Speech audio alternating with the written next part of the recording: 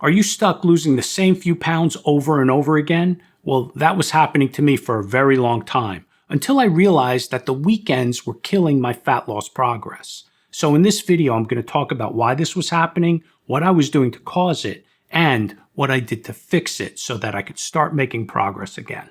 Week after week, it would go like this. I was eating well all week, I was tracking my food, I was working out, I was doing what I planned, and I was making progress.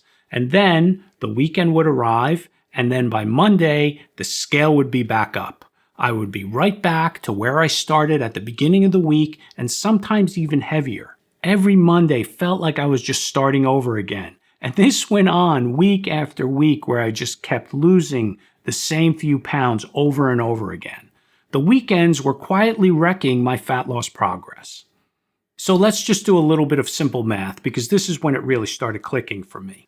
Let's say that your maintenance calories are about 2,300 calories per day. And in order to lose weight, you want to give yourself a 500 calorie deficit. So you're going to be eating 1,800 calories per day.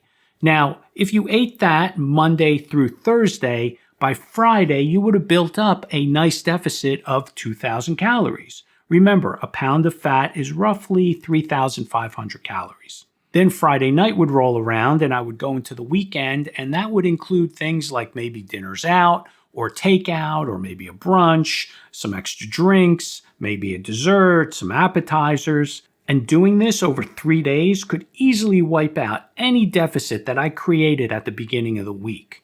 And I did this over and over again. And the worst part was that I would actually tell myself, oh, my diet's not working, or maybe I can't lose weight. It was just simple math.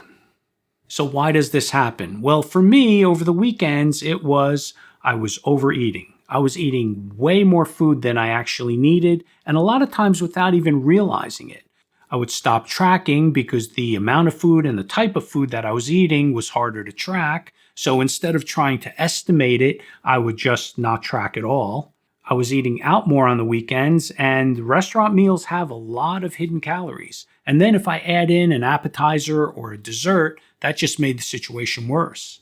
I was also having the occasional drink here and there, and alcohol calories add up really fast. And if I worked out that day, I just thought that, oh, I could eat more. But eventually I learned that the amount of calories that I was burning in the gym was nowhere near the amount of calories that I was taking in on the weekends. So all of these things, by Monday, I was bloated, heavier, the scale was up, and I was starting all over again. So what can you do about this? Well, the good news is you don't need to be super strict or perfect on the weekends. You just need a little more structure and a little better decision making. So here are the things that I did that helped me stop sabotaging my progress.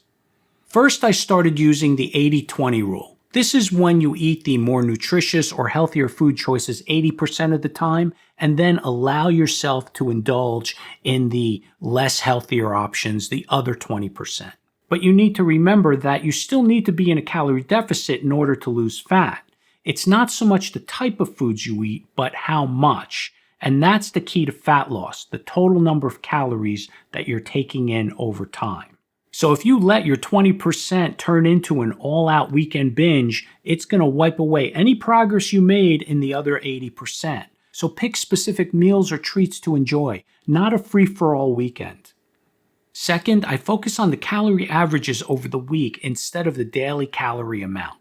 Remember, to lose fat, you want to be in a calorie deficit over time, which means that on some days you could be above your calorie level and then other days you can be a little bit below it. What mattered more was focusing on my daily calorie averages over the week. This gave me flexibility to know that I didn't have to hit an exact number every day. And it meant I could eat a little more on the weekends and still be in a calorie deficit for the week. But don't go to extremes. I didn't binge one day and then starve myself the next. Instead, I would just go a little bit above my calories on some days and a little bit below my calories on other days. Third, I started thinking about my daily calories like having a gift card. I started making very conscious choices about where I wanted to spend those calories. In the past, I would mindlessly eat pretty much whatever was put in front of me, especially when I went out to dinner. Bread on the table, appetizers, high-calorie meal, dessert. All of it didn't matter. Now I've become much more selective. Do I really want or need that extra piece of bread, that extra drink, or that dessert? I really think about, is it worth for me to spend my calories on that? And if I do want it, can I eat less of it or maybe share it with somebody? And if I do decide to eat all of it, is there somewhere else that I could cut back to balance things out? Because now my gift card balance is lower. I also started eating much slower. I would now put my fork down in between bites so that I could take my time to really enjoy my food. This made a huge difference to get me out of that binge mindset. Instead of just inhaling my food without any thought like I used to, I just slowed down. I mean, how many times have you eaten a cookie or a snack so fast that you didn't even taste it? So just slow down, take your time, and really enjoy it.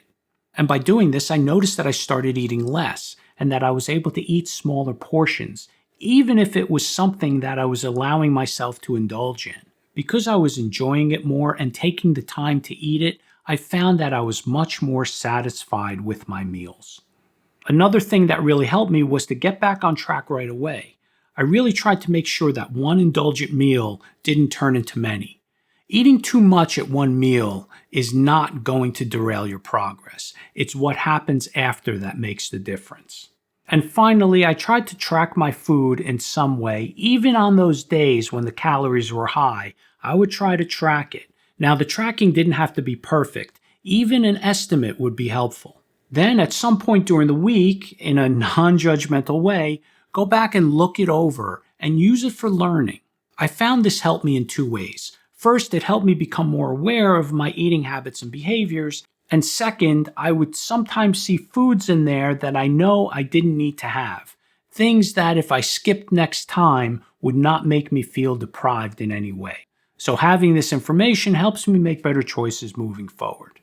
So once I started doing these things consistently, the scale started moving in the right direction. So your weekends don't have to wreck your progress. You can have a life and still lose fat. You don't need to be perfect, just consistent. And once you figure this out, everything starts getting easier. You stop having to start over every Monday and start moving forward. So I hope you enjoyed this video. If you like what I had to say, click the like button, subscribe, remember to stay active, and I'll see you in the next video.